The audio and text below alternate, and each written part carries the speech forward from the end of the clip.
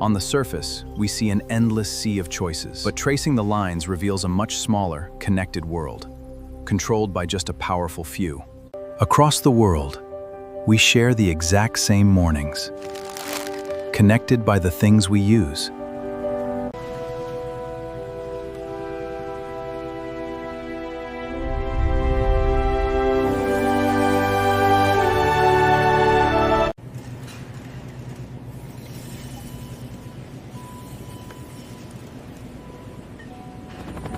So the next time you're standing in the grocery store, agonizing over which brand of bottled water or artisan snack you want to buy, consider this. Your choice might not actually matter at all. Today on This Explainer, we're diving right in and peeling back the complex layers of corporate ownership that completely shape our daily lives. I mean, when you walk down the aisles of your local store or scroll through your favorite online marketplace, you're hit with what looks like endless, vibrant variety. Hundreds of thousands of different choices, colors, flavors, and brands, all viciously vying for your attention. But this is where the modern economy gets incredibly interesting. What if that staggering variety is actually highly concentrated? Today, we're going to map out the reality of modern consumerism, cut straight through the marketing, and trace the money all the way to the absolute top of the financial food chain.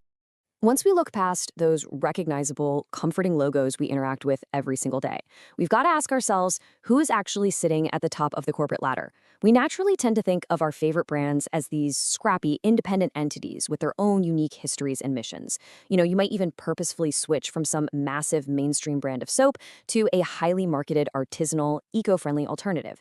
And you make that switch feeling great, right? Like you're supporting the little guy and voting with your wallet. But the reality of the global market is far more consolidated than that.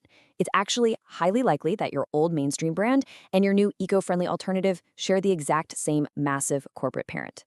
To truly understand our economy, we have to look behind the label and understand this illusion of choice. Here's the thing. Massive corporations don't usually just create new products in a lab. They grow their empires by quietly acquiring the brands you already know and love. It's a simple but incredibly effective strategy. Think about the massive consolidation in the beer industry, for example. Instead of a conglomerate like Anheuser-Busch InBev spending billions to invent a fake craft beer to compete with a soaring local favorite, they just buy the regional craft brewery outright, like they did with Goose Island or Wicked Weed. They keep the rugged, independent labeling, they keep the old logo, and most importantly, they keep that deep customer loyalty. But the revenue? It's quietly diverted into a much larger corporate umbrella. So, those fierce competitors sitting right next to each other on the shelf, yeah, they are very often owned by the exact same holding company. Check this out. When you compare Coca-Cola's massive portfolio right alongside PepsiCo's footprint, the whole illusion of fierce marketplace competition completely shatters. Coca-Cola isn't just selling you red cans of soda. Their reach extends into almost every liquid you drink. They own massive stakes in the bottled water and alternative beverage industry. That means when you reach for a Dasani, a Smart Water, or an Honest Tea, you are still buying Coca-Cola. Then look over at PepsiCo. You might just think of them as Coke's historic rival, but their footprint is arguably even wider because of their utter dominance in the food sector. Through major acquisitions like Frito-Lay and Quaker Oats, PepsiCo controls a massive percentage of the entire snack food aisle. Whether you're buying Lay's, Doritos, or Cheetos, almost all of those dollars are flowing directly up to just one of these two titans. Okay, moving on to Nestle. Their aggressive expansion strategy is a perfect example of this exact same playbook applied across almost every single consumer category. Most of us hear Nestle and immediately think of chocolate bars, hot cocoa, or coffee. But their global expansion goes way, way further than that.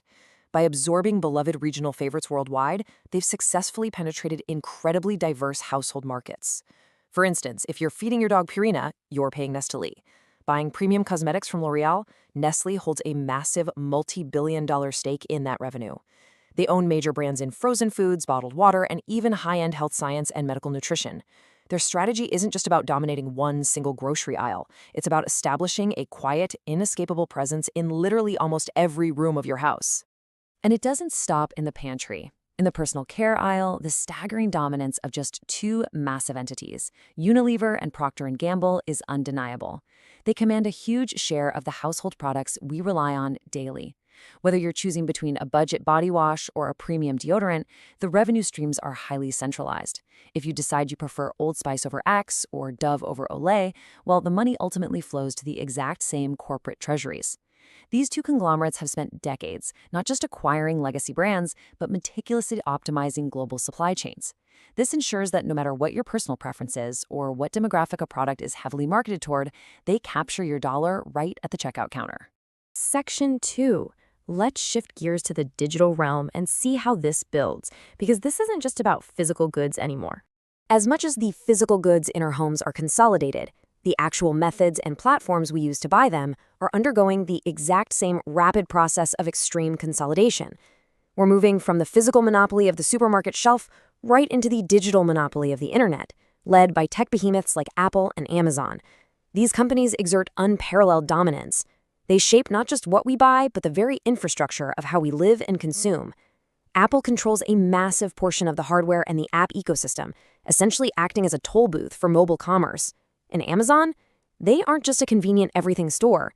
Through Amazon Web Services, or AWS, they are the fundamental logistics and cloud computing backbone of the internet itself. Even if you purposefully skip the Amazon Marketplace and buy directly from an independent brand's website, actually, scratch that.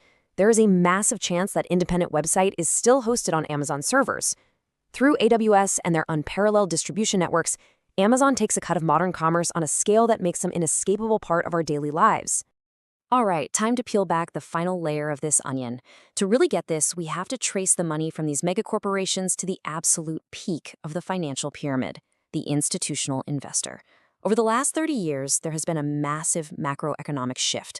We've moved away from an era of individual retail investors picking single stocks with a broker to an era of massive, passive institutional indexing.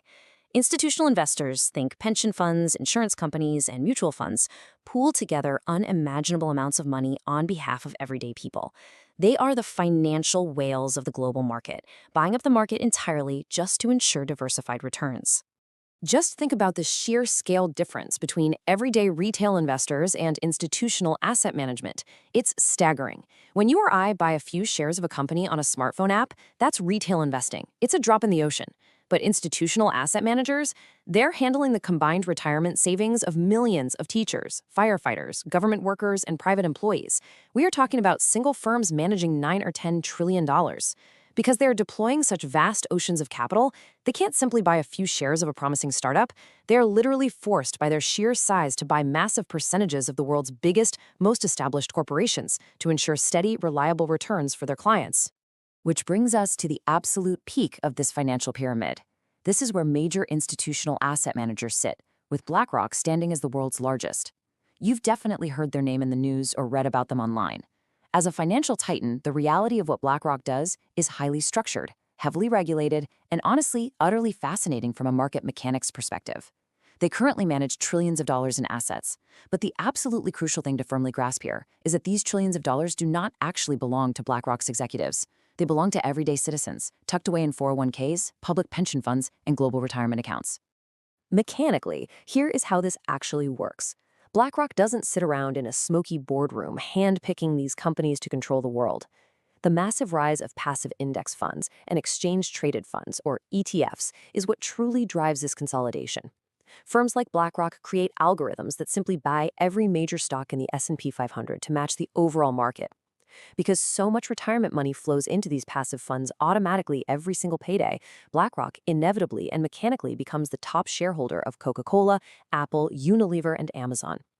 They hold significant shares in all of these massive conglomerates simply because they are mathematically mirroring the entire market on behalf of the millions of everyday investors who entrust their financial futures to them.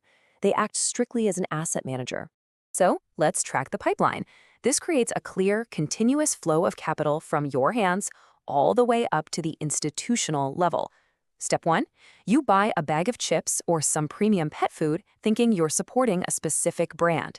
Step 2, that revenue instantly flows upward past the brand's comforting logo, directly into the treasury of a megacorporation like PepsiCo or Nestle. Step 3, those conglomerates generate massive global profits, and the resulting dividends and stock growth flow even further upward to their largest shareholders. And those shareholders are institutional investors like BlackRock, who are just holding that wealth in an ETF on behalf of a state teacher's pension fund or an individual's retirement account. So why does all this actually matter to you? Knowing this structured flow of money is deeply essential because it reveals the true macroeconomic impact of your everyday consumer choices. Have you ever passionately tried to boycott a specific brand on moral or ethical grounds, only to proudly purchase their direct competitor that quietly feeds the exact same corporate treasury? When we don't deeply understand this pipeline, we make decisions based entirely on an illusion of choice. Understanding the true destination of your capital empowers you. It allows you to see the complex matrix of modern commerce for what it really is: a highly consolidated ecosystem where a few major financial players mechanically manage the flow of the world's resources. The realization hits you hardest when you actually stop and look inside your pantry or your bathroom cabinet. It's a huge paradigm shift. The dizzying array of choices you see in your home isn't a bustling ecosystem of fierce, independent competition. It's mostly just different, highly optimized tentacles of the same few financial giants. It is wild when you recognize that almost everything sitting on those shelves traces back to just a handful of holding companies and ultimately to a few massive asset managers holding the global economy's aggregated retirement funds. It fundamentally and permanently changes how you view the branded products you interact with every single day. As we wrap up this explainer, I want to leave you with this provocative thought to ponder the next time you reach for your absolute favorite brand. Are you funding the passionate local startup you think you are? Or are you just fueling a massive global supply chain that stretches from a supermarket shelf straight into a pooled institutional asset fund? The corporate world is brilliantly, almost flawlessly designed to make us feel like we have infinite choices. But the real power lies in knowing exactly where those choices actually lead. Thanks for joining me on this explainer, and remember to always keep questioning the mechanics of the world around you.